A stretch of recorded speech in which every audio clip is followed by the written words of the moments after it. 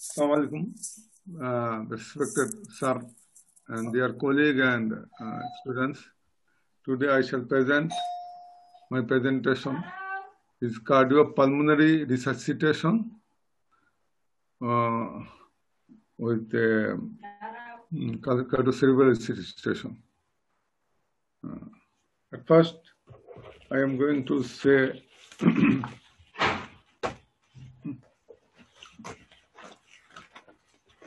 what is CPR? CPR is advocated for two distinct diseases.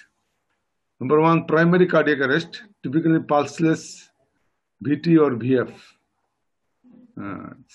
Secondly, respiratory arrest leading to hypoxia and secondary precipitation of global cardiac ischemia and cardiac arrest. So, এই দুইটা কারণে আমরা CPR দিই. Cardiac arrest is the abrupt cessation of cardiac function leading to a precipitous decrease in cardiac output and ensuing circulatory collapse, resulting in sudden cardiac death.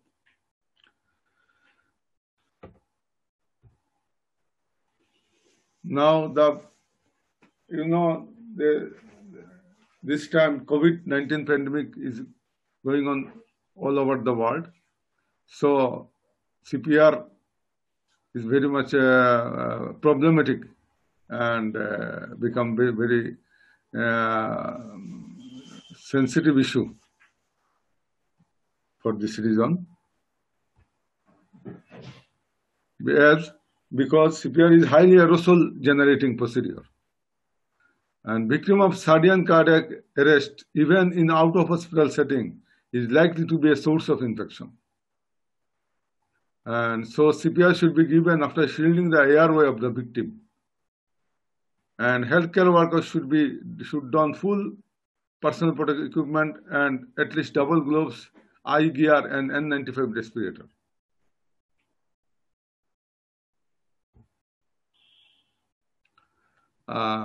In this COVID-19, there are 10 recommendations. 10 recommendations for CPR in this pandemic period. These are summarized here. Number one, protect yourself before starting chest compression. Because chest compression increases the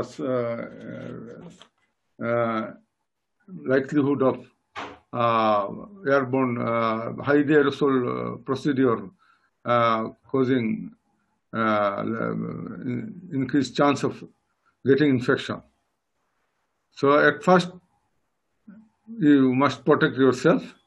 So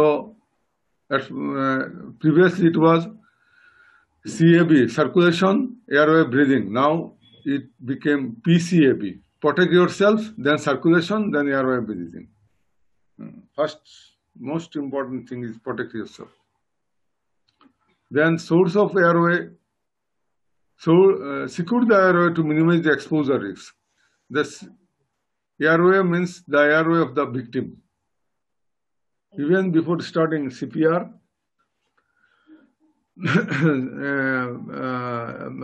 CPR means cardiac chest compression. Before starting chest compression, you must secure the airway of the victim, even at least by the surgical mask or homemade face mask, or if not possible, then piece of cloth before doing chest compression. The secure the airway of the victim. And restrict team composition to triangle of resuscitator.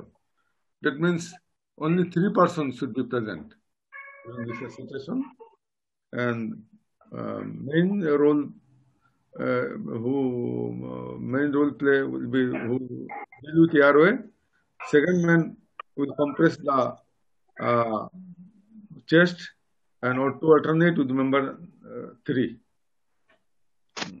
because airway compression is a very, very energetic procedure. So another person should get ready if first one become fatigued. So second and third man will compress the chest. And first man will protect, restrict team composition to triangle. Practice additional care when placement of tracheal tube, patient ke mouth to mouth breathing দেওয়া যাবে না, tracheal tube করে ফেলতে হবে, এবং adjust to the ventilator early. Preferably use external automatic external defibrillator if defibrillator pads are available. Use pads in place of conventional pads. Consider hypomagnesemia. Hypomagnesemia causes in COVID-19 patient. CPR can be given in prone position because patient prone position ventilation করা হয়. So prone position CPR দেওয়া যাবে 7th to 10th vertebra, thoracic vertebra ওখানে at least 2 ইঞ্চি কি দিতে হবে, pressure দিতে হবে যাতে at least 2 ইঞ্চি পর্যন্ত ভিতর দিকে যায় এইভাবে। Early use of vasoactive drug instead of aggressive fluid resuscitation, and in patient with ROSC means return of spleen circulation, consider appropriateness of starting and duration of CPR.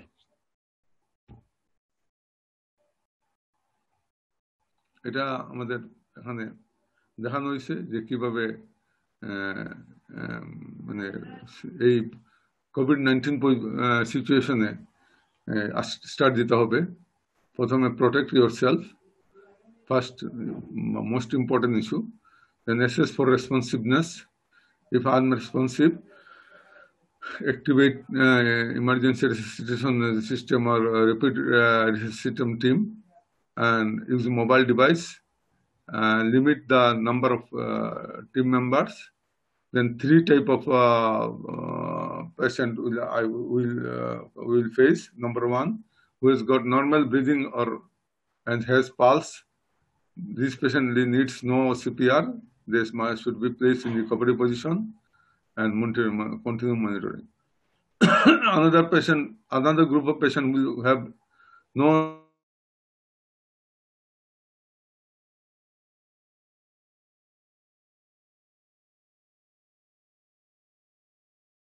use relevant antidote, and high compression only CPR with airway shield, secure airway, use viral filter bag and mask ventilation with viral filter and tight seal. High quality CPR dite hobe. No, high quality CPR means those CPR, high quality CPR সম্বন্ধে কি বলি?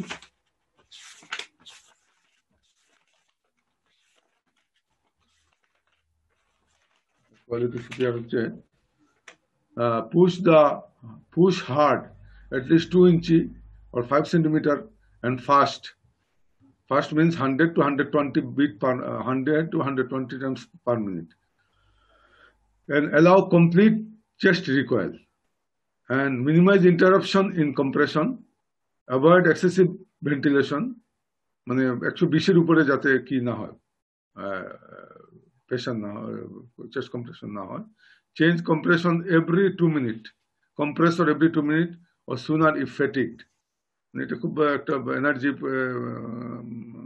Energetic একটা procedure. সুতরাং যে কি করবে, chest compression করবে, he might be easily fatigued, তো তাকে খুব 2 মিনিট অথবা তার আগেও চেঞ্জ করা হলে চেঞ্জ করা দরকার।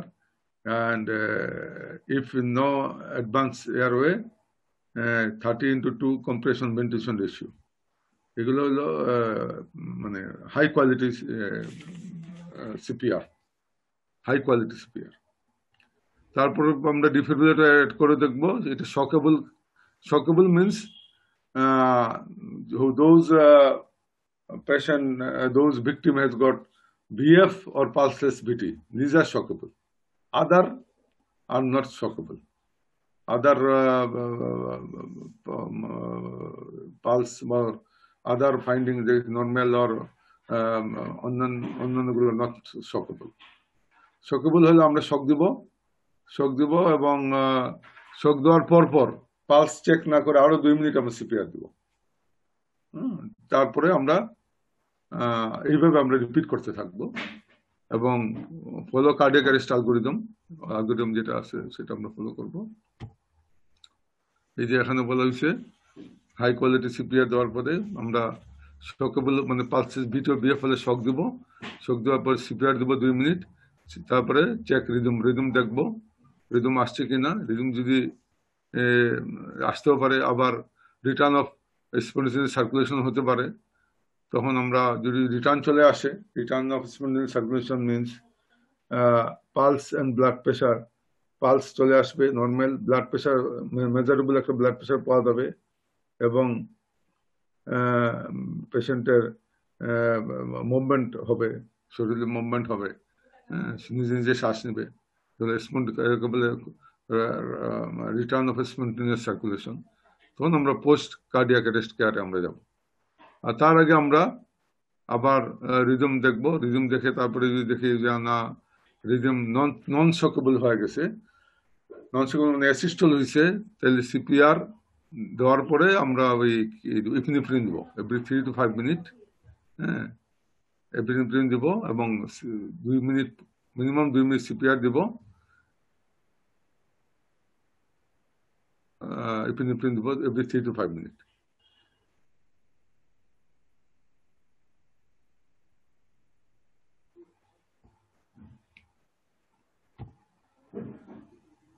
এখন আমরা আসি কার্ডিয়াক এই গেল কোভিড-19 এর পিরিয়ডে, প্যান্ডেমিক পিরিয়ডে আমরা কিভাবে সিপিআর দিব সেগুলা। এখন আসি আমরা pathophysiology of hemodynamics of ventricular fibrillation of cardiac arrest. We know the cardiac arrest caused by ventricular মানে দুই ধরনের, আগে বলছি দুই ধরনের কার্ডিয়াক অ্যারেস্ট হতে পারে, primary and secondary to respiratory arrest. তো ventricular fibrillation and pulse ventricular tachycardia এই দুইটা প্রাইমারি কার্ডিয়াক অ্যারেস্ট হয়, বিশেষ করে যাদের কি হয় ইসকেমিক হার্ট ডিজিজ হয়। আমরা যেগুলো যেগুলো আমরা পাই এগুলোতে আমরা ventricular fibrillation common ischaemic heart disease, অ্যাডাল্টে এটাই মোস্ট কমন এবং এটা it causes complete cessation of cardiac pump function. Persistent ventricular fibrillation যে 1 মিনিট থাকে, only 1 minute, then coronary blood flow decline to 0. Persistent ventricular fibrillation যে 4 minute থাকে, তাইলে carotid blood flow become 0, brain of circulation সম্পূর্ণ বন্ধ হয়ে যাবে। Survival rate decrease by around 7 to 10% for every additional minute that a patient remains in ventricular fibrillation. Ventricular fibrillation has 3 phases: electrical phase, circulatory phase and metabolic phase. Electrical phase হচ্ছে 0 to 4 minutes, ভুল হয়ে গেছে 24 হয়ে গেছে, 0 to 4 minute হবে, along with chest compression, restore a perfusion rhythm.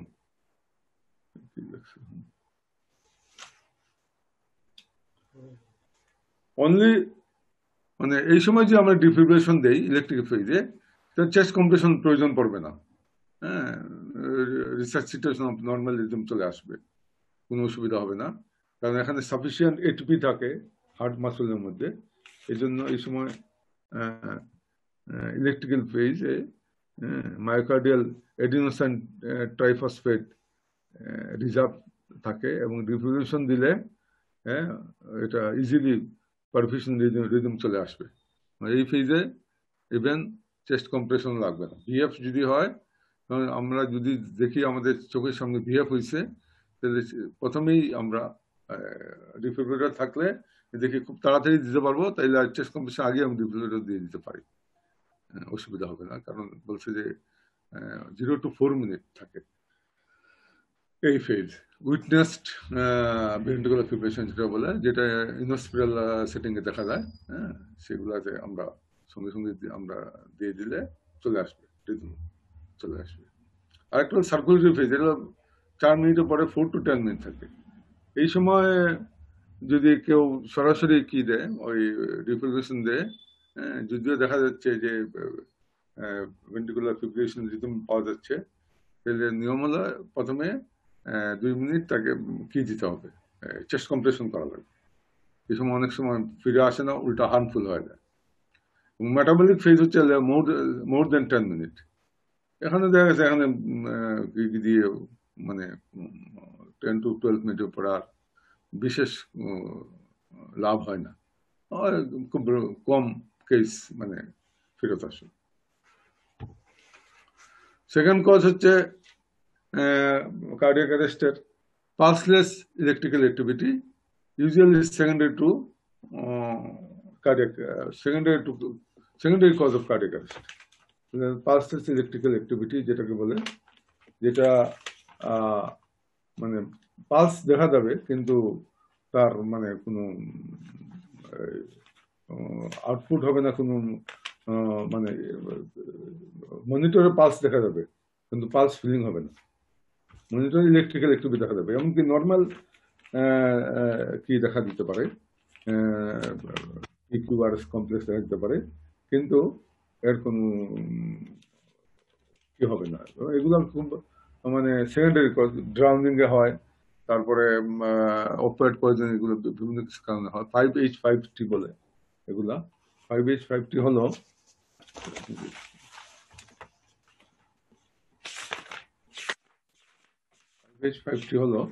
ওই যে reversible cause, এগুলাতে হয় সাধারণত hypovolaemia, hypoxia, hydrogen acidosis, hyperkalaemia, hypothermia, tension pneumothorax, cardiac tamponade toxin, pulmonary embolism, coronary thrombosis, এগুলোতে সাধারণত কি হয়, পালসেস ইলেকট্রিক্যাল অ্যাক্টিভিটি।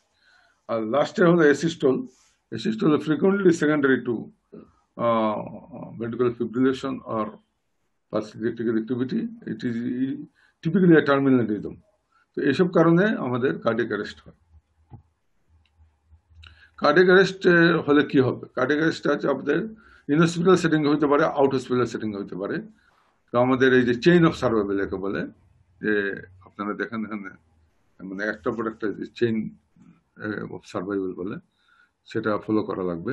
প্রথমে রিকগনিশন, ইন হসপিটাল হলে প্রথমে রিকগনিশন করে, তারপরে assessment of activation of emergency response. এটা বিদেশে হয়, ইমার্জেন্সি রেসপন্স টিম থাকে, ওদেরকে কল করে আনা লাগে। আর এই সময় হাই কোয়ালিটি সিপিআর দিয়ে তারপরে ডিফিব্রিলেশন করে, তারপরে আবার পোস্ট কার্ডিয়াক অ্যারেস্ট কেয়ারে যায়, তারপরে রিকভারি। আর আউট হসপিটাল সেটিংয়ে হলে প্রথমে অ্যাক্টিভেশন ইমার্জেন্সি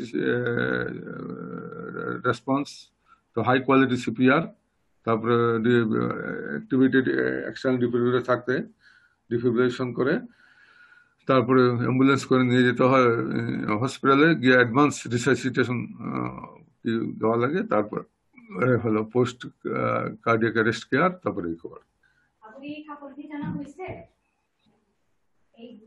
এটা হলো basic life support. Basic life support আপনারা দেখেন যে অ্যাডাল্ট, চাইল্ড এবং ইনফ্যান্ট আলাদা আলাদা করে দেওয়া আছে। অ্যাডাল্ট মানে 8 years ওল্ড, চাইল্ড হলো 1 to 8 years, আর ইনফ্যান্ট হলো লেস দেন 1 year। এখানে এটা হলো লেম্যান যারা, তাদের জন্য এটা করছে, তারা আসলে এগুলা ট্রেনিং শীট থেকে নেওয়া হয়েছে আর কি, যে লেম্যান যাদের ট্রেনিং দেওয়া হয়। If the scene is safe to help, wake and shout gently, squeeze or tap shoulder, are you okay? তারপরে ওই ইমার্জেন্সি মেডিকেল সার্ভিসকে অ্যাক্টিভেট করা লাগে, ওই মানে and all yell for help if you are alone, phone to EMS right away. তারপরে check for breathing check করার জন্য আগে বলা হতো লুক, লিসেন, ফিল, তারপরে 2টা কি দেওয়া হতো ব্রেথ দিয়ে, তারপরে চেস্ট কম্প্রেশন আরম্ভ হতো। এখন এটা উঠে গেছে, বর্তমানে বলা হয় যে just open airway with using head tilt, chin lift. Take no more than 5 seconds. To look for normal breathing using visual cues such as chest rise. Gasping is not a normal breathing. Gasping যদি হয় তাহলে এটাকে normal breathing ধরা হবে না, এটা breathing এ পড়বে না। Spinal victim life guard attempt जो थ्राश टू ओपन द एयर, তখন মাথায় তোলা যাবে না, জো থ্রাশ দিয়ে আপনার ওপেন এয়ার করা লাগবে। তারপরে সিপিআর, কারণ এরা পালস দেখার দরকার নেই, কারণ এরা পালস দেখতে গিয়ে সময় নষ্ট করবে এবং পালস অনেক সময় পাবেও না লেমেন যারা। সিপিআর স্টার্ট দিবে, সিপিআর সেন্টার অফ দ্য চেস্টে, আর এখানে হলো ইনফ্যান্টের ক্ষেত্রে just below the nipple line or breastbone, and compression দিতে হবে 2 ইঞ্চি, heel of one hand, other hand on top of one hand, and 2 finger, middle and ring finger দিয়ে ইনফ্যান্টদের কি দিতে হবে সিপিআর। কম্প্রেশন ডেপথ হবে 5 ইঞ্চি, 5 সেন্টিমিটার 2 ইঞ্চি, আর চিলড্রেন এবং ইনফ্যান্টের ক্ষেত্রে হবে 1/3 depth of the chest, or about 5 centimeter children and 4 centimeter infant. Compression rate holo 100 per minute. Compression respiration ratio holo 30:2. এটা হলো অ্যাডভান্স, সরি এটা হলো মানে হেলথ কেয়ার যারা, এদের জন্য এখানে শুধু পালস চেক করতে বলা হয়েছে, পালস চেক করতে বলা হয়েছে, check for a pulse for no more than 10 seconds in the carotid artery of the neck. Children have the same as adult can also use femoral artery. Infant ক্ষেত্রে check brachial artery in the upper arm for no more than 10 seconds. বাদ বাকিগুলো প্রায় একই।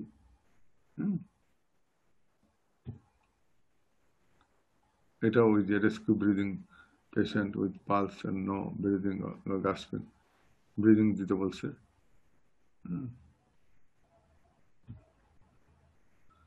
এটা হলো এই যে এখানে বলা হয়েছে যে কিভাবে মানে অ্যাডভান্স যেটা লাইফ সাপোর্টের, সেটা হলো সিপিআর অক্সিজেন দিয়ে মনিটরে ডিফিব্রিলেটর অ্যাটাচ করে দিতে হবে। রিদম যে শকেবল হয় শক দিতে হবে, শক দেওয়ার পর পালস দেখার আগে সিপিআর ফর 2 মিনিট। আইভি আর এক্সেস তখন কি করতে হবে, আইভি দেখতে হবে যে আইভি দেওয়া যায় কিনা, আইভি রুটটা তখন এনশিওর করা লাগবে। সিপিআর দিতে হবে এবং for 2 minute, and epinephrine every 3 to 5 minute 1 milligram করে দিতে হবে আইভি আর আইও অ্যাক্সেস দিয়ে। অ্যান্ড তারপরে এইভাবে এটা কন্টিনিউ করতে হবে। 2 মিনিট পর আমি রিদম দেখবো, যদি শকেবল হয় তাহলে শক দিব, আর শকেবল না হলে আবার 2 মিনিট করবো, করে তারপরে এর মধ্যে 3 থেকে 5 মিনিটের মধ্যে একবার ইপিনেফ্রিন দিব। যখনই দেখবো শকেবল রিদম চলে আসছে সিপিআর দিয়ে দিতে হয়। ইপিনেফ্রিন দিলে অনেক সময় রিদম শকেবল রিদম মানে ভিটি আর ভিএফ আসে, তখনই আমরা তাকে শক দেব। তার আগে আমরা সিপিআর 2 মিনিট পর কন্টিনিউ করতে থাকবো।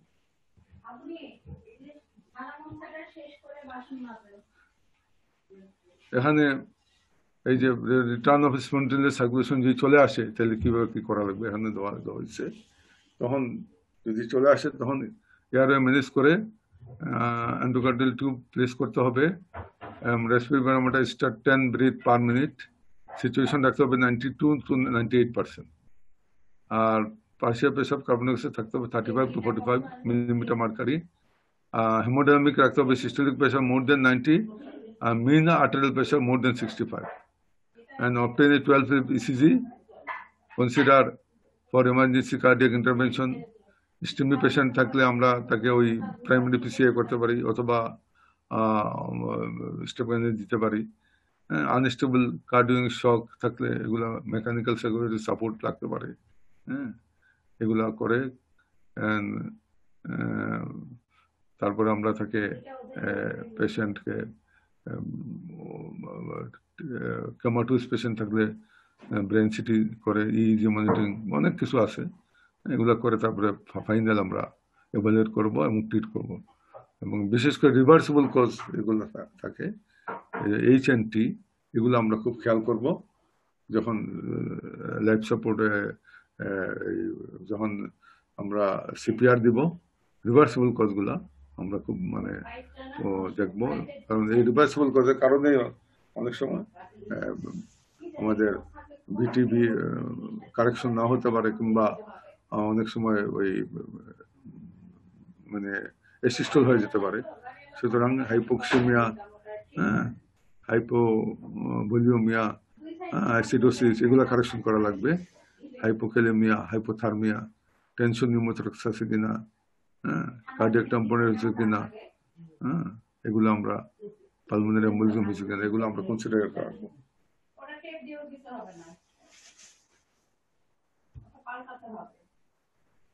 এটা হলো ওইটাই যেটা বলা হয়েছে কিভাবে কি করা লাগবে। আরটা হলো কার্ডিও সেরিব্রাল রিসাসিটেশন।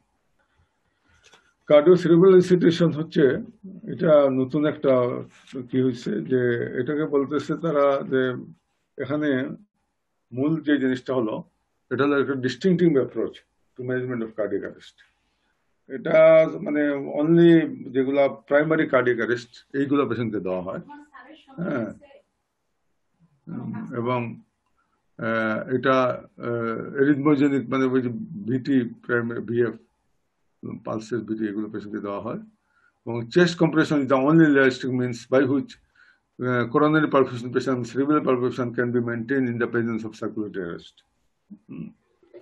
এটা দেখা গেছে যে চেস্ট কম্প্রেশন দিয়েই এই দুইটা মানে মেনটেন হয়। সুতরাং চেস্ট কম্প্রেশন যদি কখনো ইন্টারাপ্টেড হয়, যেমন for rescue breathing, tracheal intubation, placement of IV line and even pulse rhythm analysis, তখন কিন্তু সেরিব্রাল পারফিউশন প্রেশার এবং কোরোনারি পারফিউশন প্রেশার ডিকে করে chance of survival and neurological intact survival তখন কমে যায়।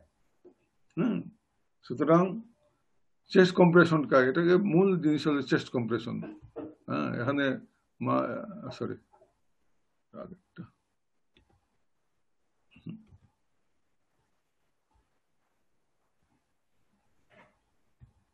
যাই হোক, এটা মূলত বলা হয়েছে যে কন্টিনিউয়াস কার্ডিয়াক চেস্ট কম্প্রেশন, এটা বলা হয়েছে কন্টিনিউয়াস চেস্ট কম্প্রেশন দিতে হবে, এবং দিয়ে 200 চেস্ট কম্প্রেশন লাগবে। 200 করে তারপরে আমরা দেখব যে পালস অ্যানালাইজ করব, এর মধ্যে ডিফিব্রিলেটর লাগাই দিব, প্যাড লাগাই দিব। যদি কি হয়, শকেবল হয় তাহলে শক দিব, আর শকেবল না হলে আমরা কন্টিনিউয়াস চেস্ট কম্প্রেশন আমরা চালিয়ে দেব। এবং এর মধ্যে আমরা অ্যাডভান্স এয়ারওয়ে ওই মানে ওইটা কি লাগাতে হবে, ওই পজিটিভ প্রেশার ভেন্টিলেশনে রাখতে হবে রুগীকে 10 পার মিনিট। হ্যাঁ, এবং ওই 200 চেস্ট কম্প্রেশন মানে করে বারবার অ্যানালাইজ করতে হবে যে কি আছে কিনা, মানে শকেবল হয়েছে কিনা।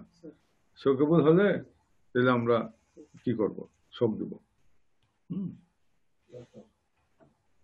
তারপরে আমরা যদি পেশেন্ট যদি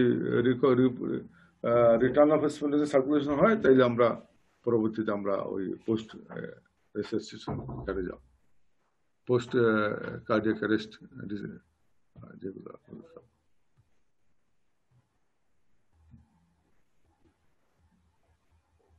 এখন নতুন একটা মানে 2020 গাইডলাইন বাড়াইছে, AHA গাইডলাইন, যেটা আমেরিকান হার্ট অ্যাসোসিয়েশন গাইডলাইন। গাইডলাইনে কিছু জিনিস মেজর নিউ চেঞ্জেস আছে, সেগুলো এখানে তুলে ধরা হয়েছে। এখানে হয়েছে enhanced algorithm and visual aid provide easy to remember guidance for basic life support and advance cardiac life support resuscitation scenario. The importance of early initiation of CPR by layer square has been re-emphasized. Previous recommendation about epinephrine administration has been reaffirmed with emphasis on early epinephrine administration. Use of real-time audiovisual feedback is suggested as a means to maintain CPR quality. Continuous measuring arterial blood pressure and end-tidal carbon dioxide during a advanced cardiac resuscitation may be useful to improve CPR quality. On the basis of the most recent evidence, routine use of double sequential defibrillator is not recommended. Intravenous access is the preferred route of medication administration during advanced cardiac life support resuscitation. Intravascular access is acceptable if IV access is not available. Care of the patient after return of spontaneous circulation requires close attention to oxygen level. Pressure control evaluation for percutaneous coronary intervention, targeted temperature management, and multimodal neuroprognostication. Because the recovery from cardiac arrest continue long after the initial hospitalization, patients should have formal assessment and support to their physical, cognitive, and psychological need. After resuscitation, designing for less square, EMS provider and hospital-based healthcare workers may be beneficial to support their mental health and well-being. Management of cardiac arrest in pregnancy focus on maternal resuscitation with preparation for early perimortem cesarean delivery if necessary to save the infant and improve the chance of successful resuscitation of the mother. এগুলো নতুন যে 2020 গাইডলাইনে এগুলো নতুন আসছে।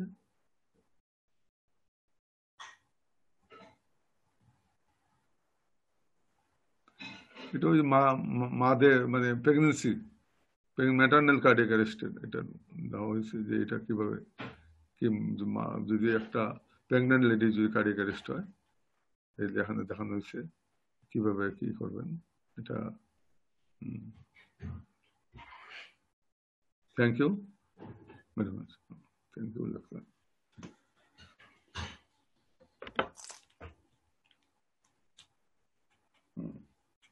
Thank you, sir. Thank you. Last slide. Thank you, sir. I have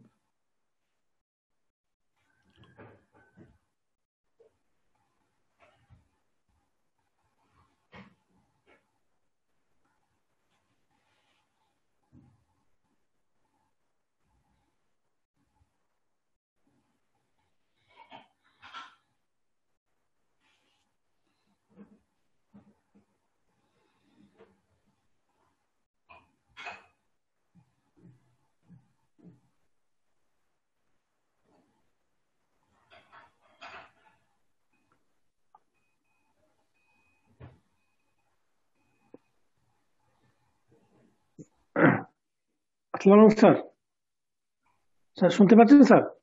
হ্যাঁ sir আমি doctor Badrul sir. আচ্ছা sir ওই যে আপনি যেটা বলছেন কার্ডিও সেরিব্রাল রিসাসিটেশন ওইটা স্যার একটু মানে শুধু বলছেন যে এটা শুধু sir chest compression sir chest compression গুরুত্ব দেওয়া হচ্ছে কারণ বলা হচ্ছে চেস্ট কম্প্রেশন হলে মানে যে কোনোভাবে যদি এটা ইন্টারাপ্টেড হয় তাহলে দেখা গেছে যে কার্ডিয়াক এবং সেরিব্রাল পারফিউশন প্রেশার কমে যায়, মানে ক্ষতিগ্রস্ত হয়। তারা এটা বিভিন্ন বিষয়ে দেখছে,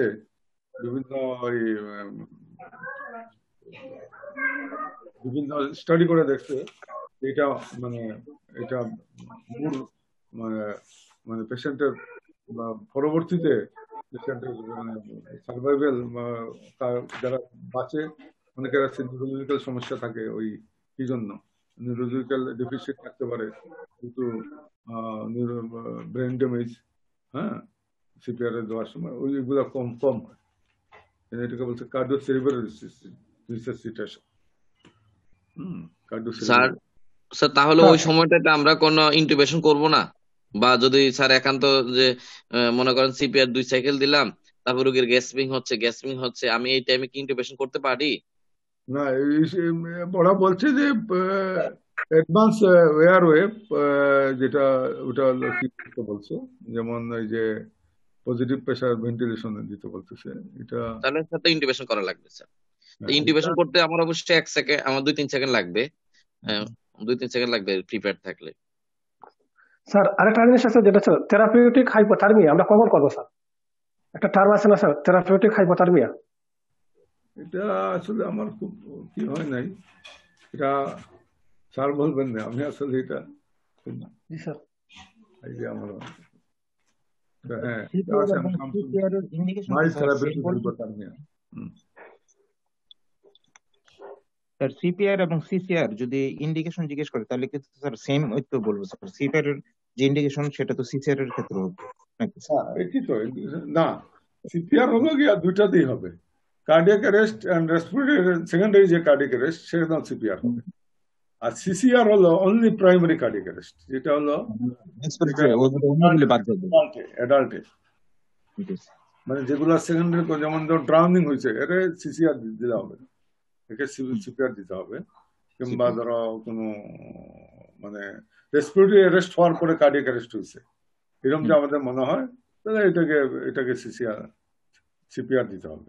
আর প্রাইমারি যেগুলো হার্ট অ্যাটাক হয়, তাদের কি হয়েছে, ওদেরকে সিপিআর, ওদেরকে সিসিআর, ওদের CCR only for primary cardiac arrest. এখন যে স্যার আমাদের যে কোভিড ইনফেকশন যে পেশেন্ট গুলো স্যার, আমাদের তো বেশিরভাগই রেসপিরেটরি কজ হচ্ছে। এই ক্ষেত্রে স্যার আমরা কি আগে সিপিআর চিন্তা করবো না স্যার আগে ভেন্টিলেশন করবো? আগে কোনটা? ভেন্টিলেশন দিব না স্যার মানে ভেন্টিলেশন আমরা তো এখানে একেবারে মাউথ টু মাউথ ব্রিদিং তো একেবারে নিষেধ করে দিচ্ছে। হ্যাঁ, এটা তো বলছে আগে প্রথমে প্রোটেক্ট ইউর সেলফ, প্রথমে নিজেকে প্রোটেকশন দিতে হবে, কারণ এটা highly aerosol generating procedure. Sir আপনার তো ওই বলছেন স্যার N95 লাগবে, তো আমাদের কারোই N95 নাই স্যার। N95 তো লাগবে আরো, তারপরেও তো দেখা গেছে যে এই যে আমি গতকালকে বললাম, এত প্রোটেকশন হওয়ার পরেও 10 জনের মধ্যে একজন কিন্তু এফেক্টেড হয়ে যাচ্ছে, হেলথ কেয়ার ওয়ার্কার সিপিআর দিচ্ছে। স্যার প্রতিটা শিফটে স্যার 2বার সিপিআর দেওয়া লাগে স্যার, 1-2টা রোগী অ্যারেস্ট হয়। এখন স্যার আমাদের N95 তো নাই, আর N95 তো একবার ইউজ করে শেষ স্যার। কত N95 কিনবে স্যার? KN95 আমাদের কুলানো দায়, এতগুলা KN95 লাগে। না, এটা তো মানে কি, এটা তো মানে গাইডলাইন যে ফলো, মানে নিজেকে প্রথমে তো বলছে এট ফার্স্ট প্রোটেক্ট ইউরসেলফ। হ্যাঁ, প্রোটেক্ট ইউরসেলফ। এখন যদি তোমার মনে হয় যে এটা কোভিড-19 এর পেশেন্ট, হ্যাঁ, এটা চেস্ট কম্প্রেশন, মুখ বলছে, মুখে ভালো করে তাকে মুখে সার্জিক্যাল মাস্ক দিয়ে চেস্ট কম্প্রেশন দিয়ে, মানে দিয়ে নিজেকে ফুল প্রোটেকশন করার পরে চেস্ট কম্প্রেশন দিলেও তার মুখ দিয়ে যেহেতু কি বাইর হবে, তার অবশ্যই ভাইরাস। আমাদের মাউথের কাছাকাছি চলে আসছে তো স্যার, নাকের কাছাকাছি। ওটা তো ওই যে 3 ফুট দূরত্ব মেনটেন হয় না তখন। N95 লাগবেই এই সিপিআর দিতে গেলে। প্রথমে ফার্স্ট তারা বলছে, এখন তো আগে ছিল সিএবি, হ্যাঁ, সার্কুলেশন এয়ার ওয়ে ব্রিদিং, এখন তারা বলছে পিসিএবি, প্রোটেক্ট ইউরসেলফ ফার্স্ট। ওটাই হলো প্রাইমারি, ওটাই হলো মেইন। দেখেন কত ডাক্তার, যে খুব খারাপ যে হাসান মুরাদ চিটাঙ্গে মেডিকেলের, যে জি স্যার কদিন আগে মারা গেল, তারা লেবে কাজ করে, ওই যেভাবে হোক ভাইরাস ঢুকে গেছে। কামাল হাসান মুরাদ কিন্তু মেডিকেল অফিসার, দ্যাট মিন্স প্রভাষক, সে কিন্তু পোস্ট গ্রাজুয়েশন নাই, সে কিন্তু প্রচুর পরিশ্রম করছে, আমাদের মতো লোক, বুঝছো? আচ্ছা আচ্ছা, হ্যাঁ সবাই আমরা সমান। পজিশন তোমরা তো একদিন পজিশন করতে, আমরা তো স্যার পোস্ট গ্রাজুয়েশন হয় না আমাদের। হয় যাবে, আজকে না কালকে তো হবে ইনশাল্লাহ, স্যাররা আছেন, হয়ে যাবে ইনশাল্লাহ। কিন্তু স্যার এখন আমাদের সিসিওতে অ্যাবাউট 30% পেশেন্টকে আমরা যখন তার চেস্ট এক্সরে করি, যদিও সে কার্ডিয়াক কজ, চেস্ট এক্সরে করি, আমরা সিআরপি করি, তার ডি ডাইমার গুলো করি, দেখেছো অনেক সবগুলো লেভেলই কোভিড এর মতো চলে আসে। আমরা তো স্যার ওকে আর ওই যে আরটিপিসিআর ফর কোভিড-19 আমরা করি না, করার সুযোগও নাই স্যার, কয়টা করবো স্যার? তো এই ক্ষেত্রে অনেক রোগী কার্ডিয়াক অ্যারেস্ট হয়, প্রায় আমাদের সিপিআর দেওয়া লাগে স্যার। গত সপ্তাহে আমি 2টা রোগীকে সিপিআর দিছি, রিভার্সও হয়েছে স্যার। রিভার্স হওয়ার পরে রোগীকে ভেন্টিলেশনের দিব, ইন্টিউবেশন করব, কিন্তু স্যার রোগীর পার্টি তো গরিব, এখন স্যার ইন্টিউবেশন করে তো লাইফ সাপোর্ট দেওয়া লাগবে, ওইটা তো আর পারবো না স্যার। সিপিআর দিয়ে আমার রেখে দিতে হচ্ছে। রোগী তাও সার্ভাইভ করছে, পরবর্তীতে 2 ঘন্টা পর আবার রেস্ট হয়েছে, তখন স্যার আর মানে সিপিআর দিয়ে আর রিভার্স করা যায়নি। তো ইন্টিউবেশনটা তো সবচেয়ে ডেঞ্জারাস, ইন্টিউবেশন করা এটাই তো সবচেয়ে বড় হ্যাঁ, ইন্টিউবেশন এই ক্ষেত্রে সবচেয়ে একেবারে ডেঞ্জারাস তোমার তোমার মুখের কাছে তোমার নিয়ে আসতে হবে। জি স্যার। হ্যাঁ, এটা হলো সবচেয়ে মানে মোস্ট, আমি মনে করি যে সবচেয়ে ডেঞ্জারাস মানে টাইম। আর এইগুলো যে মানে বেশিরভাগই দেখা গেছে যে মানে 11% পেশেন্টে তো হার্টের সমস্যা করে, কারো কারো শুধু হার্টের সমস্যা করে। এই যে এনআইসিভিতে কতগুলো স্টাডি হয়েছে শুধু হার্টের সমস্যা নিয়ে নিয়ে আসছে। হ্যাঁ, জি স্যার। এনআইসিভিতে একটা করে কোনদিন আগে পড়ছিলাম, ওই কোন স্যারে ভাই করছে একটা বইয়ের মধ্যে, এনআইসিভিটি থেকে আজম মানে আজমে আছে একটা স্টাডি, খালি ওই হার্ট অ্যাটাক নিয়ে আসছে। হ্যাঁ, কিংবা এইগুলো নিয়েও আসতে পারে, শুধু হার্ট অ্যাটাক নিয়ে আসতে পারে। হ্যাঁ, তার লাংসে যাওয়ার আগে তার হার্টের সমস্যা হয়ে গেছে তখন। আসলে এইগুলো খুব রিস্কি, এগুলো আসলে আমাদের উচিত যে আমাদের সরকারের উচিত ছিল যে এগুলোর ব্যাপারে আসলে ডাক্তারদের কোনো মানে কি বলবো আর, মানে আমাদের তো কোনো ভ্যালু নাই সরকারের কাছে, আমাদের কি করবো আর। এটা তো মানে এত রিস্ক নিয়ে আমি জানতেছি যে এখানে রিস্ক আছে, সেখানে আমাকে তো সরকারের উচিত যে সম্পূর্ণ প্রোটেকশন দেওয়া। অন্তত সম্পূর্ণ প্রোটেকশন, তারপরে তো রিস্ক। সম্পূর্ণ প্রোটেকশন পাওয়ার পরেও 10 জনের মধ্যে একজন এফেক্টেড হইতেছে উন্নত বিশ্বে। সেখানে তুমি 95 মার্কস কি পাচ্ছ না, সেখানে তুমি ইন্টিউবেশন করে ফেলতেছো ওই KN95 পড়ে। এটা তো মানে যে শুনবে সে তো আর উল্টা তোমাকে বকাবকি করবে। তুমি এইসব এটাই স্যার এই যে KN95 mouth to mouth breathing sir নাই দিল, কিন্তু স্যার এই যে চেস্ট কম্প্রেশনের সময় তো স্যার আসলে রিস্কটা অনেক বেড়ে যায় তখন। অনেক বেড়ে যায়। তো মুখ দিয়ে তার শ্বাস বাইর হইতেছে না। এটাই স্যার, মানে চেপে বের করা, মানে এরকম একটা অবস্থা। স্যার ওই এই যে ক্ষেত্রে তাহলে স্যার আমার বড় স্যার থেকেও এটা শুনতে চাই স্যার। এই ক্ষেত্রে আমরা স্যার এখন কি করতে পারি? বিশেষ করে সিপিআর দিয়ে আমি ডক্টর, আমার নার্সরা দেয় না স্যার, তো আমাদের ওয়ার্ড বয়রা দেয়, আর মাঝে মাঝে আমরা ইন্টার্ন, আমরা এই 3 জনেই আমরা দেই। তো স্যার এই ক্ষেত্রে আমাদের করণীয় কি স্যার, স্যারা যদি একটু বলেন স্যার, বা কিভাবে আসলে করা যায় জিনিসটা। দুইটা জিনিস, সিপিআর, হ্যাঁ, সিপিআর জিনিসটা হতেছে যেটা, এটা হলো মানে chest compression along with assisted ventilation. CPR হলো যেটা মানে সব মানুষের জন্য মানে প্রযোজ্য। এটা আপনি ডাক্তার হন, আপনি নন ডাক্তার হন, মেডিকেল স্টুডেন্ট হন, অথবা পথচারী হন, যে কোনো মানুষই দুটো জিনিস জানবে, চেস্ট কম্প্রেশন এবং ভেন্টিলেশন দিতে পারবে। সেই ক্ষেত্রে ওই যে মাউথ টু মাউথ ভেন্টিলেশনের যে কথাটা বলা হয়েছে, এটা আপনি এখন হলো যে মডিফাইড ওয়েতে ডিভাইসের মতো একটা আছে, আপনি মুখের উপরে ওই ডিভাইসটা লাগাবেন, ওই ডিভাইসটা লাগাই তারপর দিবেন, যদি আপনার ইকুইপমেন্ট থাকে। আর যদি আপনার ইকুইপমেন্ট না থাকে, তাহলে সেই ক্ষেত্রে আপনি রাস্তায় একটা মানুষ পড়ে গেছে, কোথায় আপনি ডিভাইস পাবেন? আপনার পকেটে গিয়ে আপনি ডিভাইস নিয়ে ঘুরবেন? তা তো ঘুরবেন না। এই জন্য ওই যে মানে সব জায়গায় মাঝে মাঝে থাকে, ফার্স্ট এইড বক্স থাকে, এই বক্স গুলো যদি থাকে সেগুলোর থেকে নিতে পারেন। এমনকি এমন রেলওয়ে স্টেশন, বাস স্টেশন, মানে হোটেল এবং মানে পাবলিক প্লেস যেগুলো আছে, সিনেমা হল, সব জায়গায় ফার্স্ট এইড বক্সের মধ্যে ওই জিনিসগুলা থাকার কথা। এগুলো থাকলে ওগুলো দিয়ে দিলেন, না থাকলে এখন ভেন্টিলেশন আপনি কিভাবে দিবেন? এই কোভিড এরার যুগে আপনি ভেন্টিলেশন না দিয়ে মানে শুধুমাত্র চেস্ট কম্প্রেশন করে যান, কারণ আপনি নিজেরে আপনি সেভ করতে হবে, কারণ কম্প্রেশন অনলি একটা সিপিআর এর একটা পার্ট আছে। সেই ক্ষেত্রে আপনি এটাকে কন্টিনিউ করে যান, এবং যদি রিভার্সেবল হয় পেশেন্ট রিভার্স করবে, আর রিভার্সেবল না হইলে আপনার নিজের ঝুঁকি নিয়ে আপনার করার দরকার নেই। আর এটা হলো আপনার আউট অফ হসপিটালে। আর যদি ইন হসপিটালে আপনি থাকেন, সেক্ষেত্রে তো আপনি ওই যে দিয়ে দিতে পারেন, আম্বু ব্যাগ দিয়ে আপনি ভেন্টিলেশন দিতে পারেন। আর যতটা সম্ভব আপনি দূরত্ব বজায় রাখা, তারপরে হলো কন্ট্রাক্ট মানে যতটুকু মিনিমাইজ করে করা যায় ততটুকু দিয়ে করবেন। এটা হলো আপনার নিজস্ব পরিস্থিতির উপরে বিবেচনায় করে, কারণ রুগীটাও মৃত্যুপথ যাত্রী, এবং রুগীটা যদি মানে সিপিআর দেওয়া হয়, অনেক ক্ষেত্রে রুগীটা সার্ভাইভ করে, বাইসে যায়।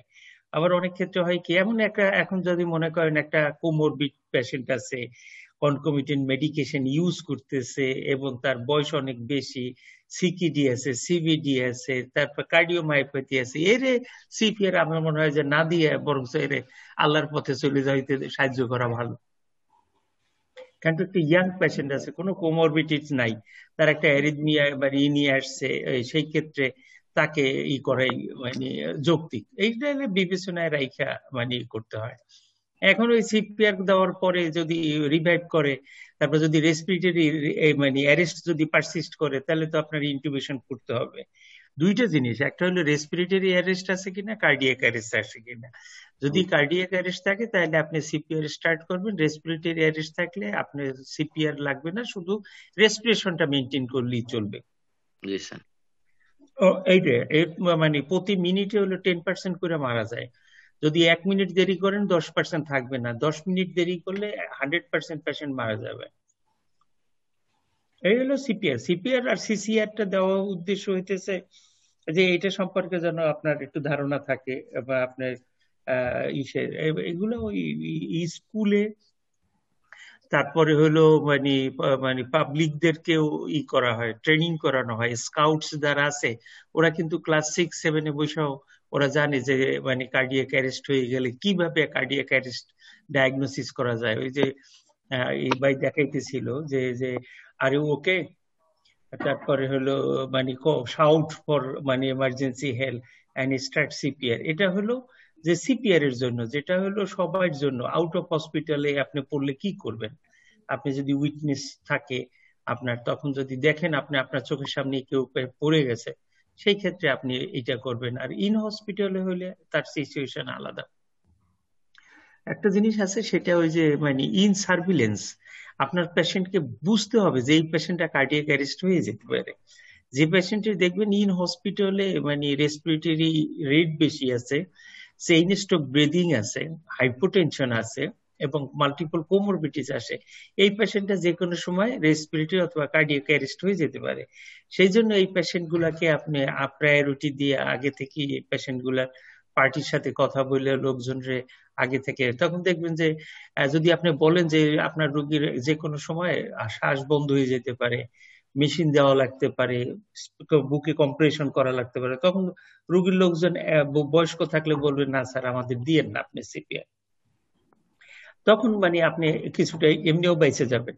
এখন বৈধতা আছে যে আপনি যদি সিপিআর রোগী দিতে না চায়, সেক্ষেত্রে আমি দেব কি দেব না, মানে এটা মানে একটা ডিবেট রয়ে গেছে। কিন্তু ডিবেট নাই আপনাদের ওই ক্ষেত্রে, যেটা আপনারা রোগীর ডিসি শক দিতে যাইয়ে রোগীর কাছ থেকে পারমিশন নেন যে ডিসি শক দেব আমি, আপনার রোগীর বিটি মানে মানে পালসলেস বিটি আছে, আমি ডিসি শক দেব, পারমিশন দেন। এইটার মানে বৈধতা নাই, এইটা আপনার দিয়ে দিতে হবে। বরং এই ক্ষেত্রে না দিয়ে যদি রোগী মারা যায় তাহলে মেডিকেল লিগালি আপনি ধরা পড়বেন, কারণ মানে এটার পারমিশন নেওয়ার কোনোই নাই, মানে এভিডেন্স নাই মেডিকেল সায়েন্সে। পর হামেশাই কার্ডিয়াক পেশেন্ট গুলা যেগুলো সিমটোমেটিক থাকবে এবং সেগুলা হইতে পারে, অ্যারেস্ট হয়ে যেতে পারে। আর আপনার সেফটি আপনার হাতে, কিভাবে আপনি সেফ থাকবেন হিসাব করে দেখবেন। এক্ষেত্রে কিছুটা স্বার্থপর না হইলে আপনি নিজে বাঁচবেন না, আগে নিজেরে বাঁচাইয়া তারপরে বাঁচতে হবে। আপনি বাঁচলে আরো 10টা রোগীকে আপনি সার্ভিস দিতে পারবেন, আপনি নিজে না বাঁচলে কাউকেই সার্ভিস দিতে পারবেন না। এক রোগী নিজেও মরে যাবে, ডাক্তারও মরে যাবে, লাভ তো নাই।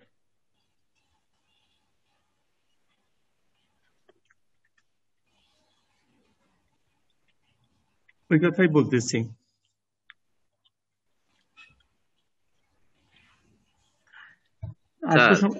আর যদি কোশ্চেন না থাকে তাহলে শেষ করে দেই আমরা। স্যার গত সপ্তাহে একটা রোগী পাইলাম স্যার, রোগীটা হচ্ছে সেমি কনসাস স্যার। স্যার কোনো সাইড উইকনেস নেই স্যার, রোগীটা সেমি কনসাস।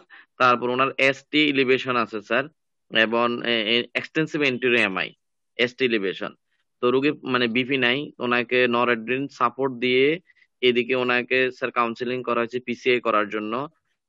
তো ওনারা এটাও নিতে পারবে না, কারণ অলরেডি 10 আওয়ার্স মানে হয়ে গেছে, আর ওরাও করতে পারবে না। রোগীর অবস্থা মানে এই মুহূর্তে স্যার প্রশ্ন হচ্ছে, যেহেতু রোগীটা সেমি কনসাস, কোনো ঠিক মতো কথা বলে স্যার, খুবই স্লো, মানে বোঝা যায় না স্যার, এমন করে একটু কথা বলে, কোনো সাইড উইকনেসও মনে হচ্ছে না, বাট এই করে স্যার, এই ক্ষেত্রে আমি এসটি কে আমি কি ব্লাইন্ডলি দিয়ে দিব নাকি সিটি স্ক্যান করাই দিব? আমার তো সিটি স্ক্যান মেশিনও নষ্ট স্যার।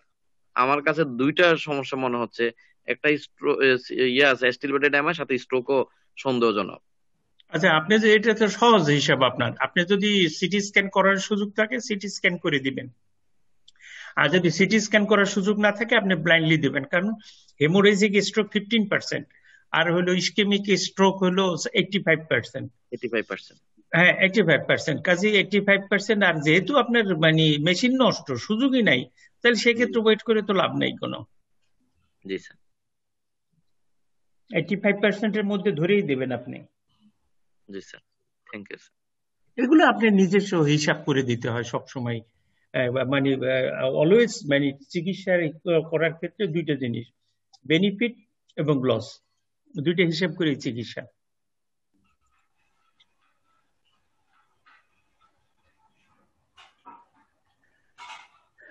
ঠিক আছে, আর কোশ্চেন না থাকলে, আর স্যাররা কেউ আছে কিনা দেখি, কেউ কিছু বলতে চায় কিনা। শহীদ আহমদ স্যার আছেন, দেখেন কিছু বলে কিনা। স্যার কিছু বললে বলেন, তারপরে আমরা ক্লোজ করব। Thank you sir. স্যার এটা খুবই ইম্পর্টেন্ট, আমরা প্রত্যেক দিনেই। তারেক ভাইকে ধন্যবাদ, খুব সুন্দর প্রেজেন্টেশন স্যার। স্যার যেটা হচ্ছে কি, আমাদের সেফটি কিন্তু ফার্স্ট, বারবার তারেক ভাই বলছেন, এবং এটা স্যার আপনি খুব সুন্দরভাবে বলছেন। আমাদের এই ক্ষেত্রে নিজেদের সেফটির ক্ষেত্রেও আমাদের কিছু পেশেন্টকে প্রোফাইল দেখতে হবে, যে কোন পেশেন্টকে প্রায়োরিটি। দেখা যায় ইয়ং পেশেন্ট, আপনারা যেটা বললেন স্যার, আমার যদি একটু রিস্ক নিয়ে করে, যদি একটু দেখা যায় যে সিপিআর দিলে পেশেন্ট হয়ে যাবে, তখন একটু রিস্ক নেওয়া হয়, তো মানবিক ক্ষেত্রেও আমাদের জন্য হয়। তবে স্যার গভর্নমেন্টকে আমরা একেবারে ঢালাওভাবে যে দোষ দেই সেটা না, আসলে আমরা ইমপ্লিমেন্ট করি। গভর্নমেন্ট কিন্তু বলছে নো মাস্ক নো সার্ভিস, কিন্তু সবচেয়ে জিনিসটা হচ্ছে, সবচেয়ে ডেঞ্জার যে জায়গাটাতে হসপিটালে, সেখানে ইদানিং মানুষের মাস্ক ঠিক মতো না পরার টেন্ডেন্সিটা সবচেয়ে বেশি। হয়তো এটা যে ইনস্টিটিউশন লোকালি সেখানে হয়তো সুপারভাইজ হচ্ছে না, বাট গভর্নমেন্টের ইন জেনারেল তো ইনস্ট্রাকশন আছে এবং আইনও আছে, মাস্ক ছাড়া কিছু হবে না। আর আরেকটা স্টেট আছে, আমরা যদি দেখি যে দুই মানে পেশেন্ট এবং রেস্কুয়ার বা ডাক্তার যেই হোক, দুইজনেই যদি মাস্ক পরা থাকে, ট্রান্সমিশন অলমোস্ট 1%। এই ক্ষেত্রে আমরা নিজেদের মাস্কের কোয়ালিটি যাই হোক, আমি যেটা মনে করি, এবং এখন যেটা যে আজকের প্রেজেন্টেশনও আবার বারবার বলা হয়েছে যে এখন সিএবি চেঞ্জ হয়ে গেছে, চেস্ট কম্প্রেশনটা সবচেয়ে বেশি ইম্পর্টেন্ট। চেস্ট কম্প্রেশনে আমরা যদি পেশেন্টকে একটার জায়গায় দুইটা মাস্ক, আমি আরো মনে করি 3টা সার্জিক্যাল মাস্ক, যখন আমরা আমাদের যদি এখন করতেই হয়, আমরা আমাদের তো যে কোনো জায়গা থেকে আমরা সার্জিক্যাল মাস্কের দাম অনেক কম, পেশেন্টেরও না থাকে, রিস্ক না নিয়ে দুই পেশেন্টকে যতটুকু পারা যায় পেশেন্টের মাস্ক আমরা দিয়ে দিব, লাগাই দেবো, নিজেরা তো করবো, সে তাহলে এটা ট্রান্সমিশন আরেকটু কমে যাবে। আমরা একটা লোকাল একটা মেজার নিতে পারি, এবং এটা একটা আমার হচ্ছে। আর একটা যেটা বলছেন, যখনই আমরা অনেক সময় চেস্ট কম্প্রেশন দিতে যাই, আমরা অনেক সময় দেখা যায় করলাম, আবার গ্যাপ দিয়ে দেই, স্টার্ট করতে করতে আমরা অন্যদের ডাকাডাকি বা এই সিস্টার করি। যদি দিতে হয় এজ আর্লি হ্যাজ, এই যে সময়ের একটা গুরুত্ব দিলেন, যে কতটুকু সেরিব্রাল হয়, মানে 4 মিনিটের মধ্যে, তারপরে হচ্ছে কার্ডিয়াক এটা হয়। কাজে চেস্ট কম্প্রেশন স্টার্ট করলে আর্লি, এবং চেস্ট কম্প্রেশনটা বন্ধ করা যাবে না। ইভেন হচ্ছে কি, যদি আমরা শকও দেই, সাথে সাথে পালস না দেখেও আবার রিজুম করতে 2 মিনিটের মধ্যে দিতে হবে। কাজে এত ইম্পর্টেন্ট, আজকে প্রেজেন্টেশন বারবার বোঝা গেল যে চেস্ট কম্প্রেশনটাই মেইন হচ্ছে কি, সিসিআর হোক আর সিপিআর হোক, এই জিনিসটাতে। তো পেশেন্টকে আমরা যেটা এটলিস্ট ট্রাই করতে পারি আমাদের সীমাবদ্ধতার মধ্যে, এবং যারা ফার্স্ট লাইনার তাদেরকে আল্লাহর কাছে দোয়া করতেছে, তারা সত্যি প্রত্যেকদিন অভিপ্রায় বলে, কোনো না কোনো অন্যান্যরাও বলে যে আজকে অমুক পেশেন্টকে সিপিআর দিলাম, দিলাম। আসলে এটা তো আল্লাহর পক্ষ থেকে আমরা সোয়াব পাচ্ছি, এবং এটাতে তবে প্রোটেকশন ফার্স্ট এটা। এবং আমি মনে করি নিজেদের যে অ্যাভেলেবল প্রোটেকশনের পাশাপাশি ওই পেশেন্টকে যতটুকু পারে, যে একটা 2টা 3টা পেশেন্টকে সার্জিক্যাল মাস্ক পরায় করতে হবে। এই জিনিসটা এখন আমাদের সম্ভব না। ওই যে আমি হার্ট ফাউন্ডেশন দেখছি অনেক সময়, এখন স্যার মেশিন আছে, কিন্তু ওই যে চেস্ট কম্প্রেশন দেওয়ার মেশিন আছে, ভালো ভালো ইনস্টিটিউশন হয়তো ওরা ওই যে অটোমেটিক মেশিনে দিতে থাকে। ওগুলা করতে পারলে, এই কোভিড সিচুয়েশনে যারা প্রোভাইড করতে পারে, গভর্নমেন্ট আসলে এই যেগুলো সিসিউ এগুলাতে আসলে এটা দিতে পারতো। বা আমরা যেহেতু নাই, কিন্তু স্যার এগুলোর দাম কত স্যার? দাম কত? এগুলোর দাম হবে স্যার বলতে পারে, আমার আইডিয়া নাই। তো না, আমাদের ইস্যুতে আছে, আইসিইউতে আছে, আমাদের আইসিইউতে আছে স্যার। আমাদের একটা দরকার স্যার। ওই মাহবুব স্যার যে মারা গেছে, মাহবুব স্যারকে দিতে দেখছি তো। হ্যাঁ, তাহলে তো আমরা স্যার দাবি জানাইতে পারি ডিরেক্টর স্যারকে আমাদের একটা দেওয়ার জন্য। আমাদের একটা দরকার স্যার। আমাদের সবচেয়ে বেশি কার্ডিয়াক কিন্তু আসলে সবগুলা পালমোনারি না, কার্ডিয়াক আমরা প্রাইমারি কার্ডিয়াক প্রচুর পেশেন্ট, এবং যাদেরকে জাস্ট চেস্ট কম্প্রেশন দিলেই আমাদের অন্য মেডিকেশন পেশেন্ট অনেক পেশেন্ট রিভার্স করতে পারে। বিশেষ করে স্যার যেটা বললেন, যাদের খুব বেশি কোমরবিড নাই, নিজেই বুঝতেছে হয়তো একটা সিপিআর দিলেই পেশেন্টকে হয়তো এই মুহূর্তে রিভার্স করে যেতে পারে এই জিনিসটা। আমার যেটা মানে বলার কিছু না, খুব সুন্দর, আমি নিজে খুব সুন্দর করে শুনছি, এটাতে শিকার অনেক কিছুই আছে। তবে আমি যেটা মানে যেটা করবা দরকার হলে আমাদের ইয়েতে রেখে যে পেশেন্টকে খোঁজাখুঁজি না করে চলে ওই 2টা বা 3টা সার্জিক্যাল মাস্ক পেশেন্টকে পড়াই দিবা, এইটাতে পুরা জায়গা থুতনিতে গিয়ে পুরো নাক কাভার করে দিয়া, কারণ তুমি চেস্ট কম্প্রেশন দিচ্ছ আবার নেমে যেতে পারে ইয়ে করে। আর ওই যে অন্যান্য যেটা বলতেছেন সিসিআর এর ক্ষেত্রে তারেক ভাই, ওই বন্ধ করা যাবে না চেস্ট কম্প্রেশন, মানে দেখা যায় আমরা অন্য কিছু আইভি করতে অমুক যে দিচ্ছে সে ওইটাতে ইয়ে হয়ে গেলে তখন কিন্তু সেরিব্রাল ইয়ে হয়ে যায়, যে কম্প্রেশন দিয়ে সে কিন্তু স্টপ হইতে পারবে না, অন্য জনকে ডাকতে হবে, সে বাকি কাজগুলা করবে, সে হয়তো ডিফিব্রিলেটর নিয়ে আসবে, নার্সরা ইয়ে করবে, যে চেস্ট কম্প্রেশন দিচ্ছে সে চেস্ট কম্প্রেশন দিতে থাকবে। Thank you very much.